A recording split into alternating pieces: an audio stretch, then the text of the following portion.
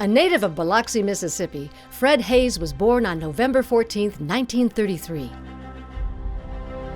After high school, Haise attended Perkinston Junior College with the intention of becoming a journalist. Although he had never flown, Haise decided to serve during the Korean War by joining the Naval Aviation Cadet Program in 1952. After finishing his training in 1954, Haise served as a Marine Corps fighter pilot with VMF 533 and 114, flying F-2H-4 Banshees and F-9F-8 Cougars.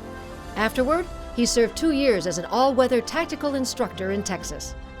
In 1957, after his time in the Marines, Haise flew the F-86D with the Oklahoma Air National Guard while attending the University of Oklahoma for Aeronautical Engineering, graduating in 1959. Haise then joined the newly formed NASA, flying research flights for Lewis Research Center near Cleveland. When his Ohio Air National Guard unit was called up for the Berlin crisis of 1961, Haise served 10 months with the U.S. Air Force. In 1963, he transferred to the NASA Flight Research Center at Edwards Air Force Base, serving as a test pilot.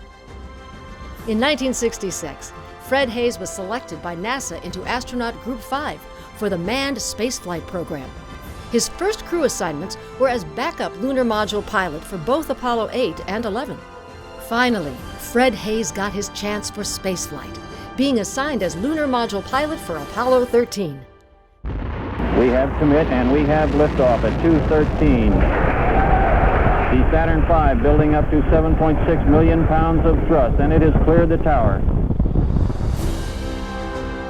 Flying with Jack Swigert and Flight Commander Jim Lovell, Apollo 13's mission was to be the third mission to land on the moon. However, a landing for Haise was not meant to be. Houston, we've had a problem. En route to the moon, an oxygen tank exploded, crippling the service module and ending the possibility of an Apollo 13 lunar landing. Only through the dedication and ingenuity of both mission control and the crew were all 3 astronauts returned to the Earth safely. Thus far, Haise and his shipmates hold the record for the farthest distance humans have traveled from Earth. After the cancellation of the Apollo program, Fred Haise was given another challenge at NASA. Houston is go for SEP. Have a great flight. The Space Shuttle. Take one, SEP.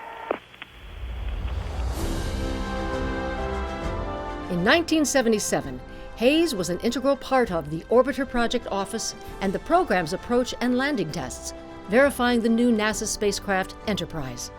Haise was subsequently assigned to a shuttle flight mission to save the aging Skylab, carrying aloft a module to boost the station to a higher orbit. When the shuttle program schedule fell behind and couldn't help Skylab in time, Haise moved on to a 17-year aerospace executive career with Northrop Grumman.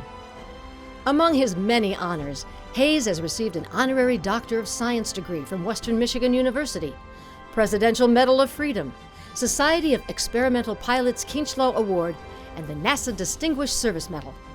Over the years, Fred Haise has accumulated over 9,300 hours of flight time, including 6,200 in jet aircraft. Tonight, we welcome pilot and astronaut Fred Haise to the National Aviation Hall of Fame.